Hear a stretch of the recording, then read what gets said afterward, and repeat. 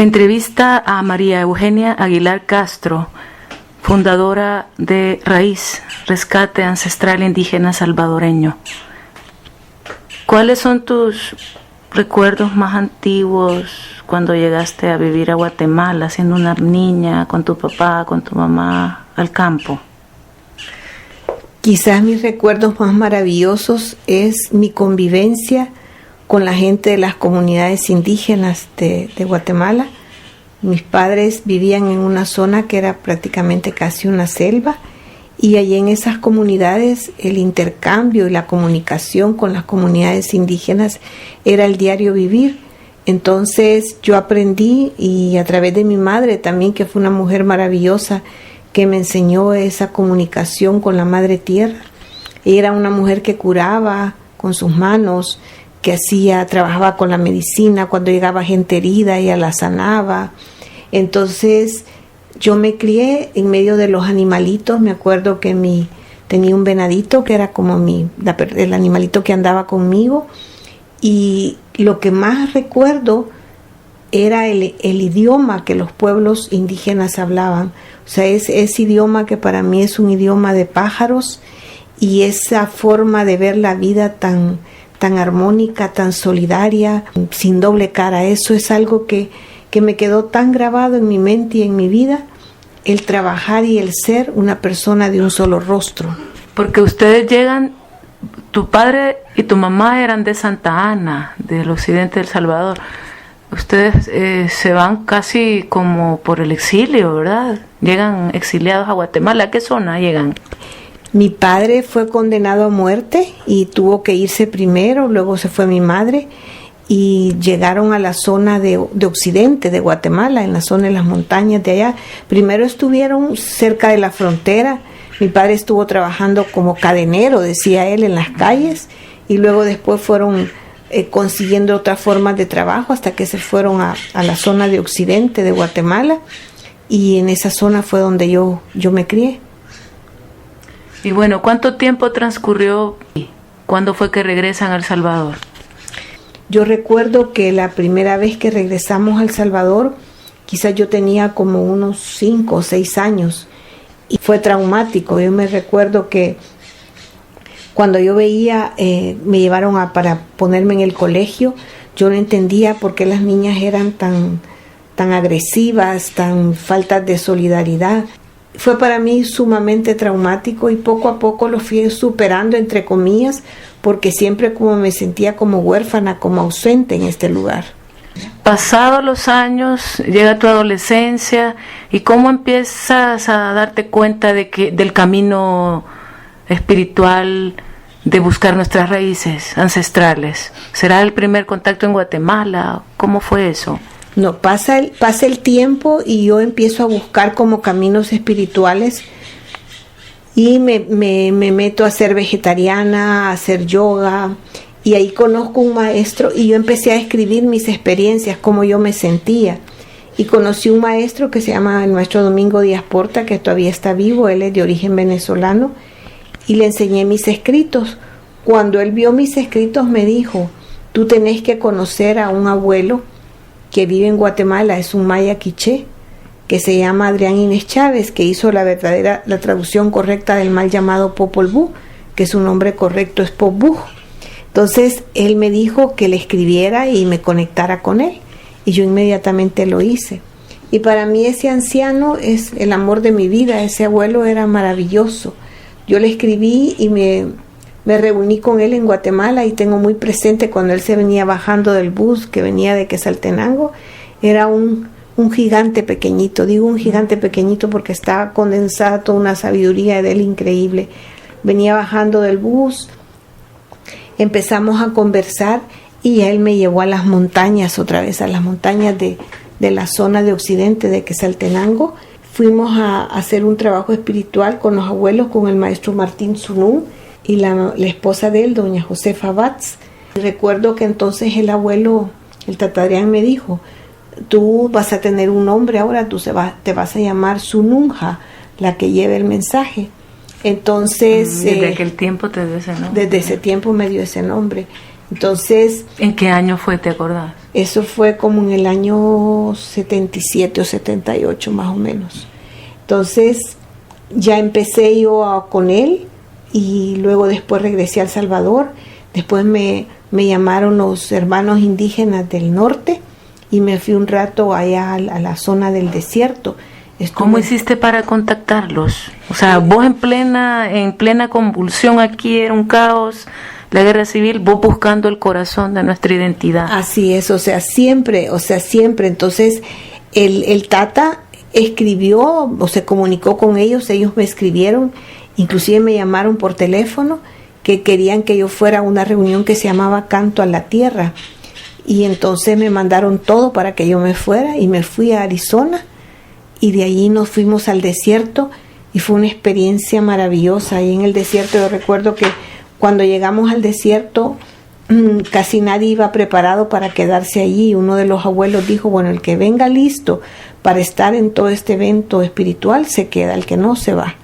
Entonces yo me quedé y otros también se quedaron, pero era un lenguaje espiritual tan lindo que todos nos entendíamos. Y se dio la reunión de Canto a la Tierra con unas experiencias de unas ceremonias que no tengo palabras cómo describirlas. O sea, para mí fue como el reconstruir mi propio ADN en ese momento y saber que la identidad no está piel afuera, sino que piel adentro. Y todos los mensajes de las abuelas.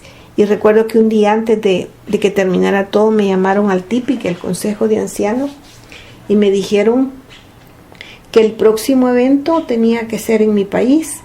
Y yo les dije que eso era imposible, que cómo íbamos a hacer aquí si aquí estamos en guerra, toque de queda, estado de sitio, y que yo no tenía nadie que me apoyara aquí, pues. Entonces me dijeron que toda la fuerza espiritual iba a venir conmigo, y fue increíble. O sea, yo como en mi vida es a lo único que obedezco, a los abuelos y a los verdaderos abuelos y verdaderas abuelas que no necesitan llamarse ni chamanes ni nada, ellos son, porque su vida es ejemplo de eso. Y aquella sabiduría que dice mayor sabiduría, mayor humildad.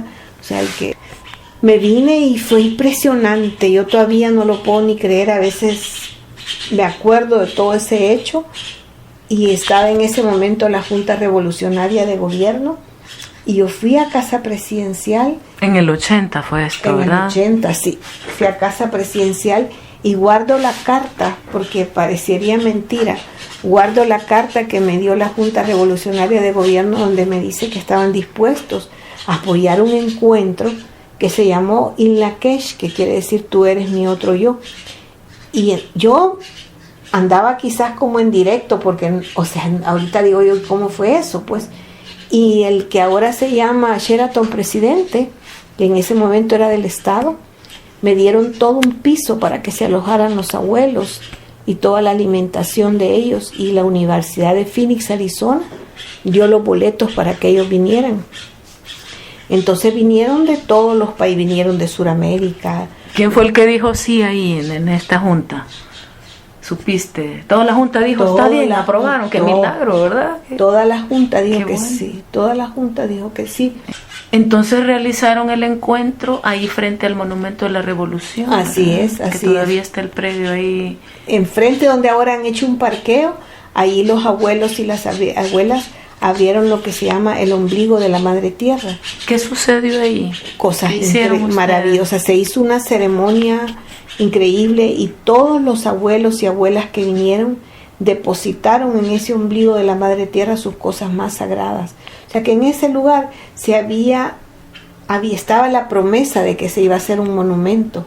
A mí me da tristeza cuando veo que eso se convirtió en un parqueo con cemento y todo.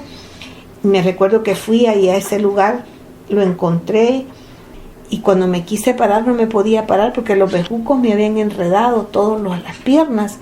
En mi ignorancia, para mí fue un mensaje, o sea que ellos estaban conmigo y que tenía que seguir trabajando, pues, ¿verdad?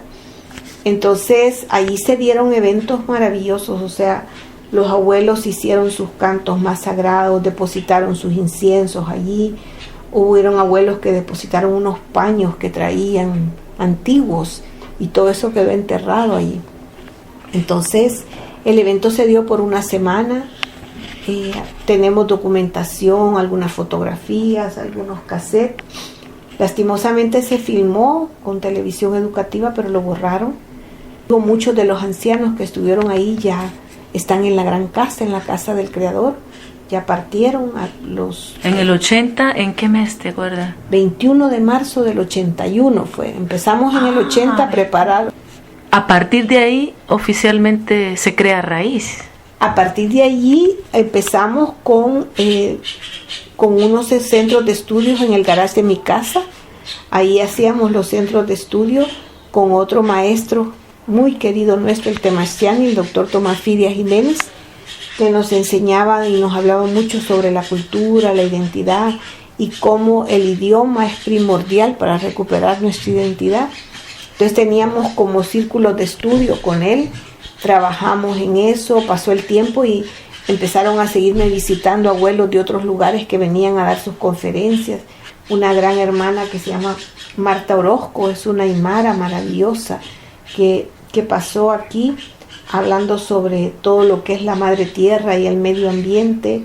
Vino Chamalú por primera vez aquí al país, vino con nosotros, y así el Tata Valentín Mejillones, los abuelos mayas, los cunas, nos empezaron a estar reforzando con nosotros, a trabajar. Y habían dos abuelos aquí en El Salvador que para mí eran guías, que estaban en Nahuizalco. Uno era el Tata Chicotepas, que yo lo amé mucho, y mi Lama Chinchín, que era otra abuela que también quise muchísimo. Entonces ellos eran como los que ya murieron. Ya murieron los dos. Eran dos seres que dieron mucho timón al trabajo, y con el tiempo surgió que vino uno de los abuelos, el Tata Fermín Gómez, un maya quiché, que es también de los fundadores de Raíz. Y entonces hicimos una ceremonia. Todavía no teníamos el nombre de Raíz. Nosotros estábamos y siempre pertenecemos a una organización que se llama Mancomunidad de la América India Solar, que hoy tiene hasta una universidad que se llama UM en Sudamérica y otra en México. Entonces, pero ya no nos pudimos llamar Maíz porque en ese momento del evento surgió otro Maíz. Uh-huh. Entonces empezamos a llamarnos Caltunal, Casa del Sol, así empezamos, hasta que vino este abuelo. Hicimos una ceremonia y le pedimos iluminación a las abuelas que nos dijeran cómo nos teníamos, cuál tenía que ser nuestro nombre, y allí en la ceremonia surgió el nombre de Raíz.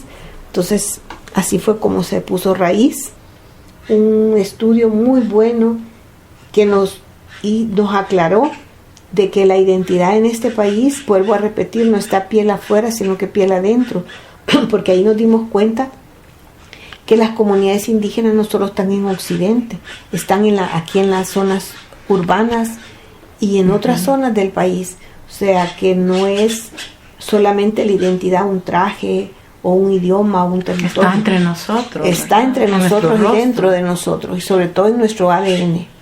Y bueno, todo este trabajo porque al decir rescate o resurgimiento ancestral indígena es un gran compromiso, y eso es lo que ha pasado haciendo Raíz, realizando iniciativas de emprendedurismo, de despertar, como dices, en la gente esas capacidades ancestrales que están ahí escondidas, ¿verdad? Ese es un gran trabajo que han estado haciendo ustedes.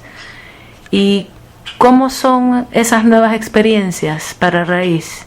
¿Qué es lo que quiere dejar Raíz? Porque veo que está haciendo un trabajo impresionante con la gente en las comunidades.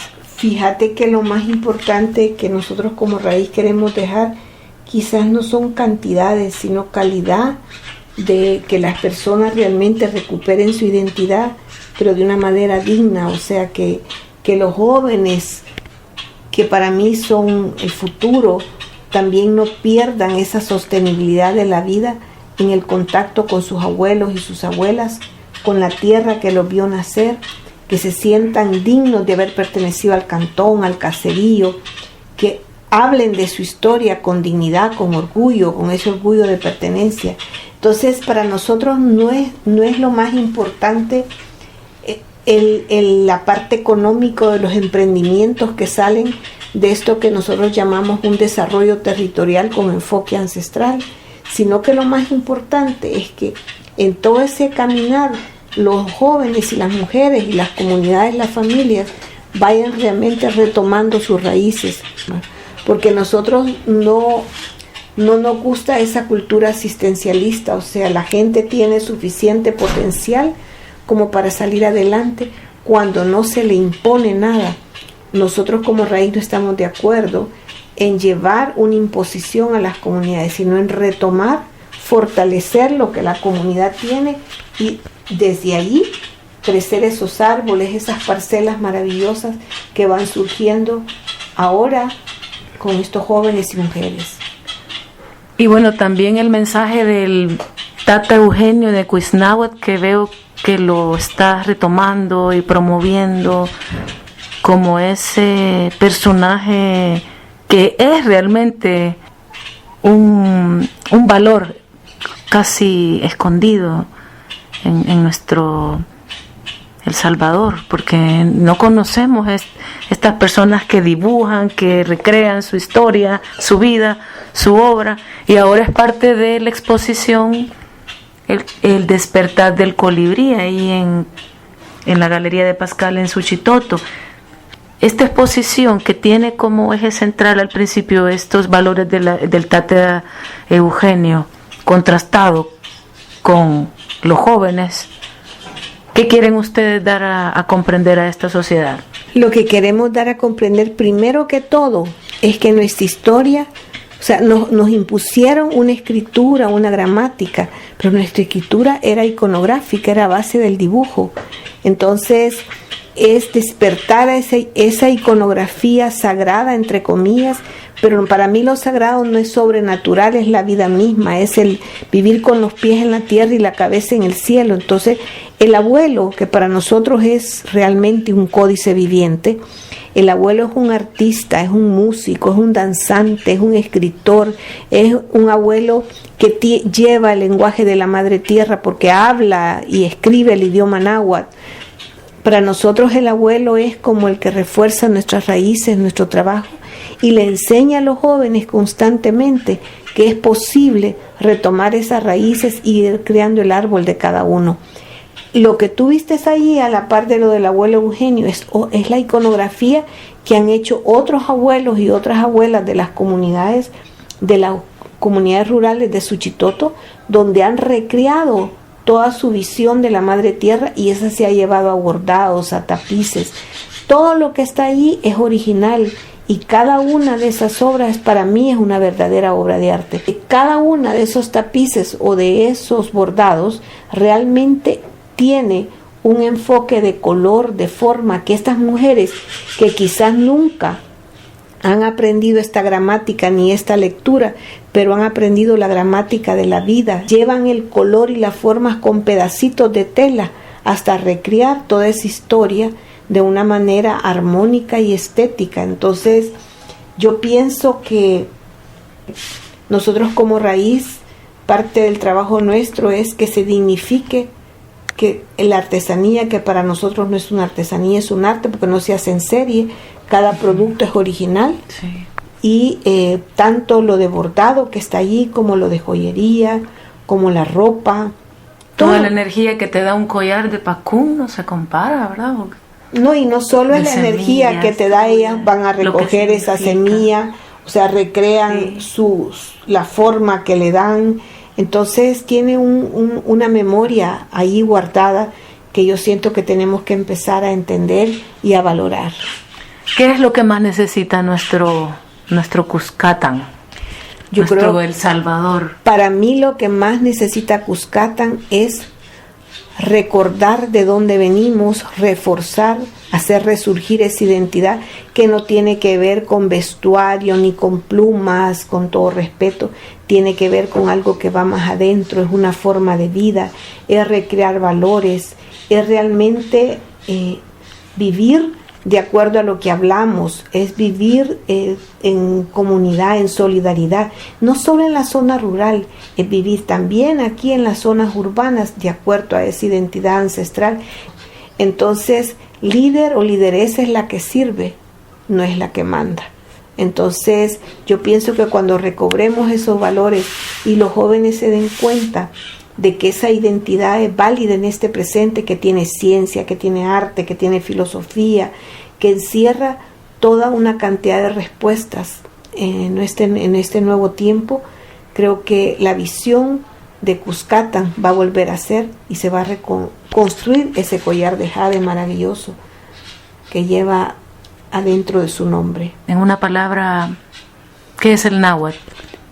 Es el idioma del aire, es el idioma de la madre tierra, es el idioma de los pájaros, es el idioma de los cerros, es el idioma de la cascada, es el idioma con el cual nos formaron aquí en este espacio de Cuscatán. Y para vos, ¿qué es el camino del corazón, que lo mencionas siempre? ¿Qué es en una frase, en una palabra? Subir del raciocinio a la intuición, que para mí es lo más maravilloso. Y en una palabra, ¿quién es María Eugenia Aguilar? Simplemente soy una obrera de la vida.